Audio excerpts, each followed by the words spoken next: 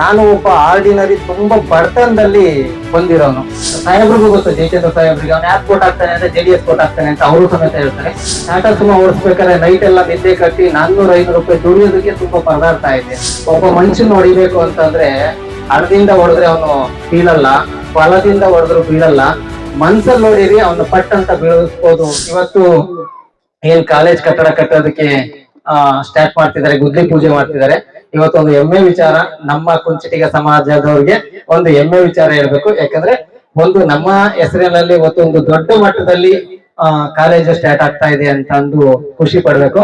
ಅದೇ ರೀತಿ ಒಂದು ವೇದಿಕೆಯಲ್ಲಿ ನಾನೊಂದು ಮಾತು ಕೊಟ್ಟಿದ್ದೆ, ಕಾಲೇಜ್ಗೆ ನಮ್ಮ ಜೀನಿ ಸಂಸ್ಥೆಯಿಂದ 1 ಕೋಟಿ ಕೊಡ್ತೀನಿ ಅಂತ ಮಾತು ಕೊಟ್ಟಿದ್ದೆ. ಅದನ್ನ ಇವತ್ತು ಸಾಕೇತವಾಗಿ ಅಂದ್ರೆ ಗುದ್ಲಿ ಪೂಜೆ ಮಾಡಿದಾರಲ್ಲ, ಅದು ಕೆಲಸ ಸ್ಟಾರ್ಟ್ ಆಗ್ಬೇಕಲ್ಲ, ಆದ್ರಿಂದ ಈ ಚೆಕ್ ಅನ್ನ ಇವತ್ತು ಅವ್ರಿಗೆ ಹಸ್ತಾಂತರ ಮಾಡ್ತಾ ಇದ್ದೀನಿ.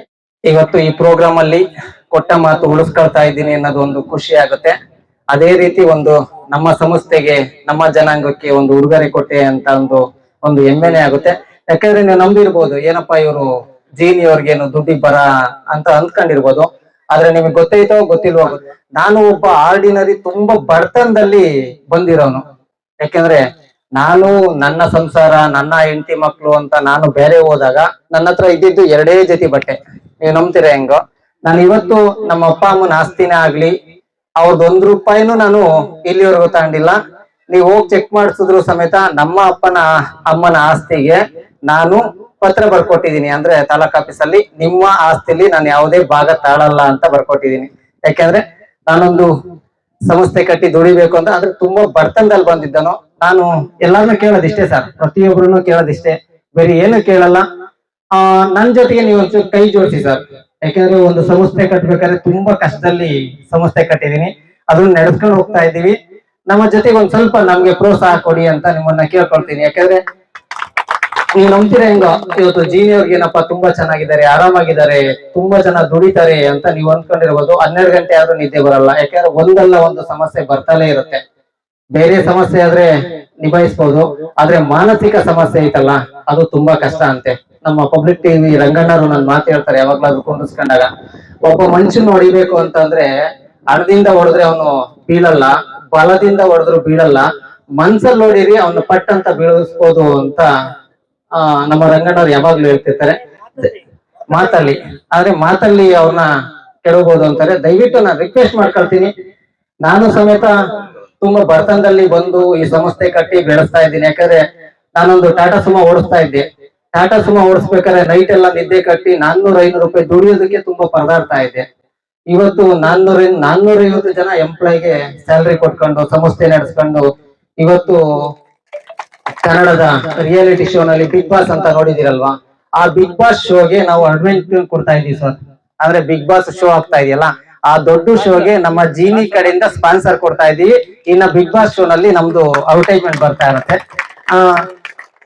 ಅಂದ್ರೆ ಚಿಕ್ಕ ಕಂಪನಿ ಒಂದು ದೊಡ್ಡ ಕಂಪನಿಯಾಗಿ ಪರಿವರ್ತನೆ ಆಗಿದೆ. ನಿಮ್ಗೆ ನಂಬ್ತಿರ್ಬೋದು ಎಲ್ಲರೂ, ಯಾಕಪ್ಪ ಜಯಚಂದ್ರ ಸಾಹೇಬ್ರಿಗೆ ದಿಲ್ಲಿ ಅಷ್ಟೊಂದು ಉತ್ತೇಜನ ಕೊಡ್ತಾನೆ, ಅಷ್ಟೊಂದು ಅವ್ರ ಮೇಲೆ ಅಭಿಮಾನ ಇಟ್ಟಿದ್ದಾನೆ, ಅವ್ರ ಕಂಡ್ರೆ ಯಾಕೆ ಅಷ್ಟೊಂದು ಪ್ರೀತಿ, ಅವನೇನ್ ಕಾಂಗ್ರೆಸ್ ಅಂತ ನೀವು ಕೇಳ್ಬೋದು. ನಾನು ಸಾಹೇಬ್ರಿಗೂ ಗೊತ್ತು, ಜಯಚಂದ್ರ ಸಾಹೇಬ್ರಿಗೆ ಅವ್ನು ಯಾಕೆ ಕೋಟ್ ಆಗ್ತಾನೆ ಅಂದ್ರೆ JDS ಕೋಟ್ ಆಗ್ತಾನೆ ಅಂತ ಅವರು ಸಮೇತ ಹೇಳ್ತಾರೆ. ಯಾಕೆ ನಾನು ಸಾಹೇಬ್ರಿಗೆ ಅಷ್ಟೊಂದು ಅಭರಿಯಾಗಿದ್ದೀನಿ ಅಂದ್ರೆ, ಸಾಹೇಬ್ರು ಎಲ್ಲೇ ಹೋಗ್ಲಿ, ಯಾವ ಅಫಿಷಿಯಲ್ ಮನ್ಗೆ ಹೋಗ್ಲಿ, ಯಾರನ್ನ ಹೋದ್ರು ಸಮೇತ ಜೀನಿ ಕುಡ್ದಿದ್ದೇನೋ ನೀನು, ಆ ಜೀನಿ ಕುಡಿ ಒಂದ್ಸರಿ ಅಂತ ಅವ್ರ ಬಾಯಿನಲ್ಲಿ ಬರುತ್ತೆ. ಅಂದ್ರೆ ಅವ್ರು ಇಟ್ಟಿರೋ ಅಭಿಮಾನ, ನಾನ್ ಯಾವ್ದೇ ಪಾರ್ಟಿ ಆಗಿರ್ಬೋದು, ಸಾಹೇಬ್ರ ಹತ್ರ ಹೋಗಿ ಹೇಳ್ತಾ ಇರ್ತಾರೆ ಜಯಚಂದ್ರ ಸಾಹೇಬ್ರ ಹತ್ರ, ಸರ್ ದಿಲ್ಲಿ JDS ಸರ್, ಅವ್ನಿಗೆ ಯಾಕೆ ಉತ್ತೇಜನ ಕೊಡ್ತೀರಿ ಅಂದ್ರೆ ಅವರು ಪಕ್ಷ ಕೇಳಲ್ಲ ಸಾಹೇಬ್ರು. ನೀವ್ ಅಂದ್ಕೊಂಡಿರ್ಬೋದು ಕಾಂಗ್ರೆಸ್ ಜಯಚಂದ್ರ ಸಾಹೇಬ್ರು ಬರೀ ಕಾಂಗ್ರೆಸ್ ಅಂತ ಅಂದ್ಕೊಂಡಿರ್ಬೋದು. ಯಾರು ಶ್ರಮ ಪಟ್ಟು ಕೆಲಸ ಮಾಡಿ ಉತ್ತೇಜನ ಕೊಡ್ತಾರೋ ಅವರ ಬೆನ್ನೆಲುಬಾಗಿ ನಿಂತ್ಕೊಳ್ತಾರೆ, ಯಾವ ಪಾರ್ಟಿ ಅಂತ ಕೇಳಲ್ಲ. ಇವತ್ತು ಯಾಕೆ ಸಾಹೇಬ್ರಿಗೆ ನಾನು ಅಷ್ಟೊಂದು ಋಣಿಯಾಗಿರ್ತೀನಿ ಅಂದ್ರೆ, ಯಾವುದೇ IAS ಅಧಿಕಾರಿ ಹೋಗ್ಲಿ, ಒಬ್ಬ ಪ್ರತಿಯೊಬ್ರು ಸಮೇತ ಇವ್ರ ಬಾಯಿನಲ್ಲಿ ಬರೋದು ಜೀನಿ ಕುಡಿದ್ ನೋಡು ಒಂದ್ ಮಾತು ಅಂತ ಹೇಳ್ತಾರೆ. ಅದೇ ಮಾತು ನಮ್ಮ ಸಾಹೇಬ್ರು ಇಟ್ಟಿದಾರಲ್ಲ ಅಭಿಮಾನ, ದಯವಿಟ್ಟು ಸರ್ ಪ್ರತಿಯೊಬ್ರು ಇಡಿ. ಯಾಕೆಂತಂದ್ರೆ ಯಾವುದೇ ಒಂದು ಪ್ರೋಗ್ರಾಮ್ ಆಯ್ತು ಅಂದ್ರೆ ನಮ್ಮ ಜೀನಿ ನೀರ್ ತಾಳ್ಬೋದು. ಆದ್ರೆ ನೀವು ಒಂಚೂರು ನನ್ಗೇನಾದ್ರು ಉತ್ತೇಜನ ಕೊಟ್ರೆ, ನಮ್ಮ ಸಮಾಜದವರು ನಮ್ಮ ಲೀಡರ್ಗಳು ಉತ್ತೇಜನ ಕೊಟ್ರೆ, ನಾನು ಇನ್ನೂ ದೊಡ್ಡ ಮಟ್ಟಕ್ಕೆ ಬೆಳಿತೀನಿ. ಈಗ ಇವತ್ತು 450 ಜನ ಇದಾರಲ್ಲ, ಅದು 4000 ಜನ ಬೆಳೆಸ್ಬೇಕು ಅಂದ್ರೆ ದಯವಿಟ್ಟು ನೀವೆಲ್ಲರೂ ರಿಕ್ವೆಸ್ಟ್ ಮಾಡ್ಕೊಳ್ತಿದೀನಿ, ನನ್ಗೆ ಸಪೋರ್ಟ್ ಕೊಡಿ ಅಂತ ಕೇಳ್ತಾ ಇದ್ದೀನಿ. ಯಾಕೆ ಈ ಮಾತು ಹೇಳ್ತಾ ಇದ್ದೀನಿ ಅಂತ ಅಂದ್ರೆ, ಇವತ್ತು ಎಲ್ಲರೂ ಸೇರಿಸಿ ಕೂಡಿದ್ರೆ ಮಾತ್ರ ಜೀವನ ಆಗುತ್ತೆ. ನಾನು ಒಬ್ಬ ಹೋದ್ರೆ ಜೀವನ ಆಗಲ್ಲ. ಯಾಕೆಂದ್ರೆ ನಾನೇನು ಜಿಲ್ಲಾ ಪಂಚಾಯತಿ ಬರ್ಬೇಕಾಗಿಲ್ಲ, ತಾಲೂಕ್ ಪಂಚಾಯತಿ ಬರ್ಬೇಕಾಗಿಲ್ಲ, MLA ಬರೋದೇ ಇಲ್ಲ, ನಾನು ರಾಜಕೀಯಕ್ಕೆ ಬರೋದೇ ಇಲ್ಲ. ಒಂದೇ ತೀರ್ಮಾನ, ಯಾವುದೇ ರಾಜಕೀಯ ಪಕ್ಷಕ್ಕೂ ನಾನು ಯಾವುದೇ ಎಲೆಕ್ಷನ್ ನಿಂತ್ಕೊಳ್ಳಲ್ಲ. ನನ್ನ ಬಿಸ್ನೆಸ್ ಅಲ್ಲಿ ಉನ್ನತ ಮಟ್ಟಕ್ಕೆ ಹೋಗ್ಬೇಕು ಅನ್ನೋದೇ ನನ್ನ ದೊಡ್ಡ ಆಸೆ. ದಯವಿಟ್ಟು ನಾನಿನ್ನು ಬೇರೆ ಜಾಸ್ತಿ ಮಾತಾಡೋದಕ್ಕೆ ಹೋಗಲ್ಲ. ನಿಮ್ಮನ್ನೆಲ್ಲ ರಿಕ್ವೆಸ್ಟ್ ಆಗಿ ಕೇಳ್ಕೊಳ್ತಾ ಇದ್ದೀನಿ, ನನ್ನ ಜೊತೆ ಕೈ ಜೋಡಿಸಿ ನನಗೆ ಬೆಂಬಲ ಕೊಡಿ ಅಂತ ಹೇಳ್ತೀನಿ. ಎಲ್ಲರಿಗೂ ಥ್ಯಾಂಕ್ ಯು ಸರ್.